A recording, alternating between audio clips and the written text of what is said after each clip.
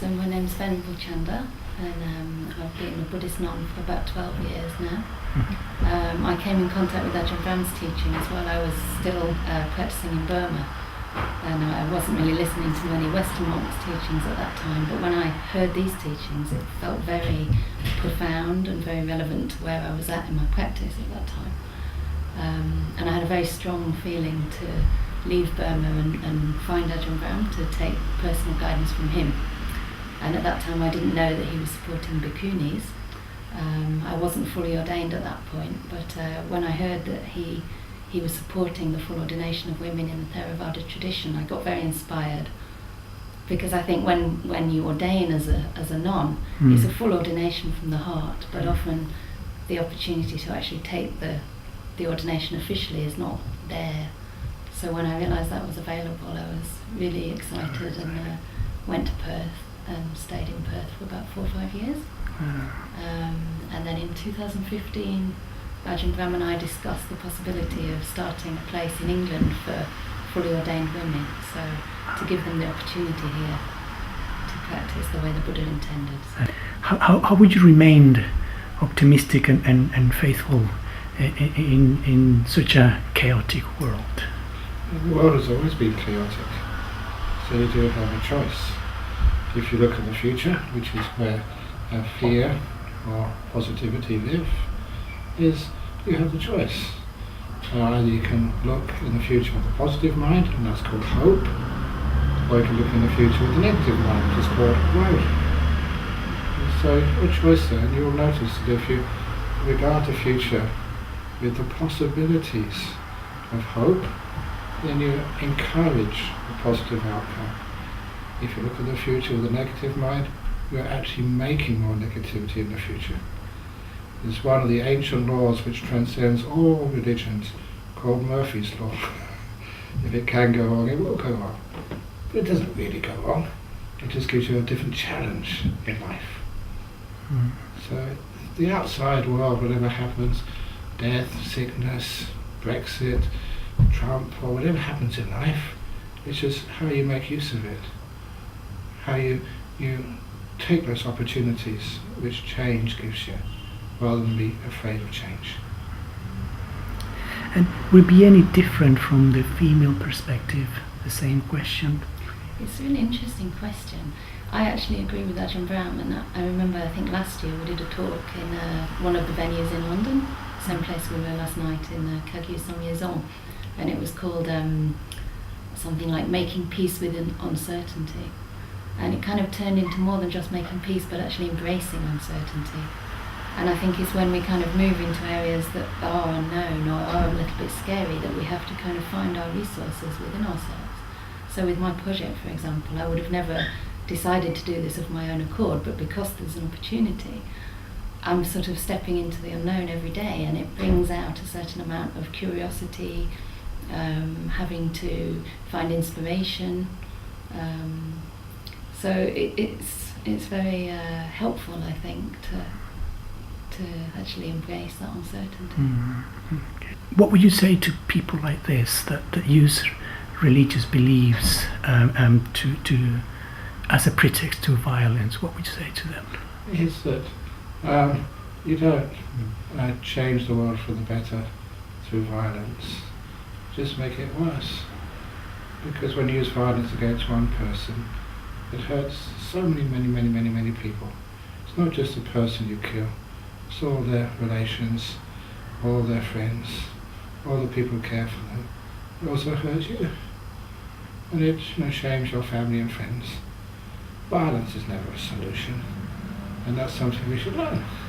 We learn from our history that violence only causes more people to seek revenge. Anything you would like to add? I guess for me the core of religion is the ethics. So beliefs are not really very useful if they don't translate into a way we actually live. And I think the root of all religion is harmlessness. So, to call somebody an Islamic extremist or a Christian extremist or maybe a Buddhist fundamentalist is completely wrong. I mean, it's got nothing to do with the religion. It's just an attitude of mind which is very hardened and very hostile. that comes from a person suffering, actually. Mm. So I think it's important to separate extremist acts from religion. Yeah. Because the essence of all religion is to live a life of compassion and non-harm. Mm. What would you say to the new generations, the millennials and the children, in terms of how to control their anger, how to control their desires to want more and more? It's actually understanding what you really want. It's sometimes we just follow other people and think, well, once we get rich, once we become successful, once we become a celebrity, then we'll be happy. And now, here's a bit of your wisdom. Is that what happiness really is? So you ask people, just your happiest moments in your life so far, what were they? And were they dependent upon getting what you want? Or were they dependent upon appreciating what you already have? As an old saying goes, when you want something more, you cannot enjoy what you already have. Thank you. And what do we want in life? Following his wisdom, what do we want? I think a lot of the time we're looking for happiness, but we don't really know how to define it properly. So we think of happiness as a pleasant feeling or a pleasant experience, related to the sense world, whether it's a pleasant sight or something stimulating normally. But I think real happiness is a sense of contentment. It's a much deeper kind of happiness, which doesn't depend on things going just to plan. And it can embrace even times when things, are suffering or, difficult situations in life or difficult feelings in the body. If we can just remain content, it's a different kind of happiness. We're more equanimous to all the ups and downs. So. Yeah. What would be your hope for the world we're living nowadays? Or your hopes, if there are several? Yes. Well, just it's incredible, amazing, it's wonderful. Just know how most people are very, very safe. And sometimes that when we emphasise the times when things go wrong. As you know, I'm from Australia, that's where I spend most of my time.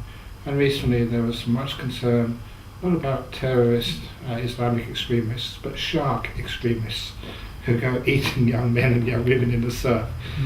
And sometimes people got so upset about shark attacks until somebody pointed out that more people die falling out of bed in the morning than getting eaten by sharks. Very true.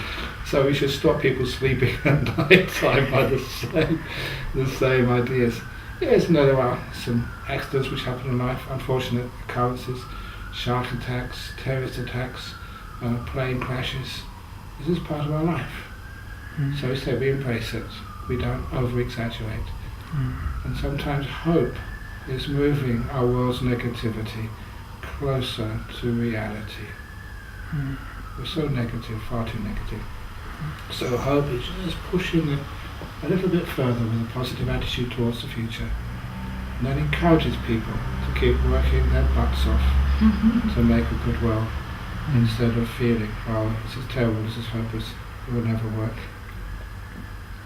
Just when I crossed the Thames the other day on the train, I remember as a kid there was big signs along the Thames River saying if anyone falls in, please call the ambulance straight away, because the Thames was heavily polluted.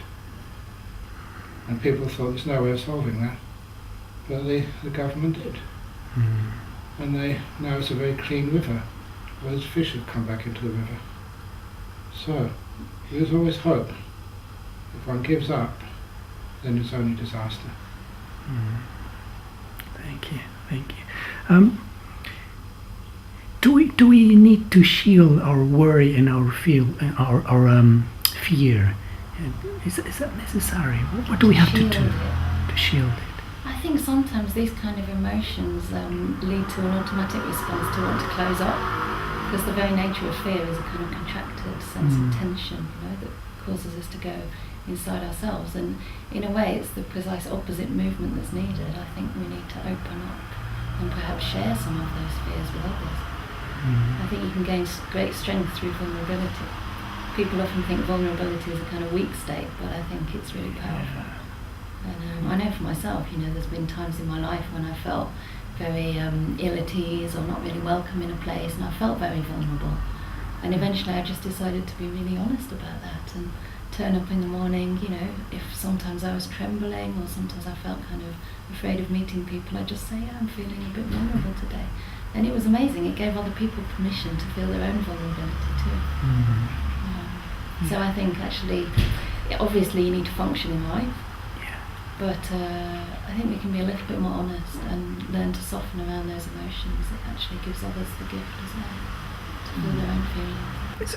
Are there any final words or any message that you would like to share with us and to the people that is going to be watching this interview that comes from your experience as a Buddhist and your experience in life and how to combine the two of them?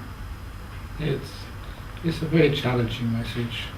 A lot of people disagree with me, but please don't try to change. Don't embrace, your craziness, your stupidity. Laugh more and realise, as I mentioned in an earlier talk, that you're just a tree in the forest, and it's wonderful to be crooked, bent and twisted.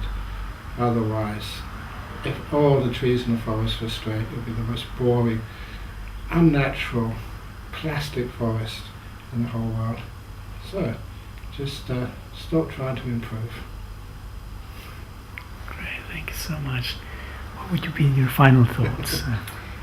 Just on the subject of hope again, I was thinking that, if we look at the immediate environment around us, there's so much good that you can find there. I mean, just the other day on the train, I was trying to get into the train and there was a lady with a pram. So I helped open the doors so she could get in because she almost got trapped in these doors.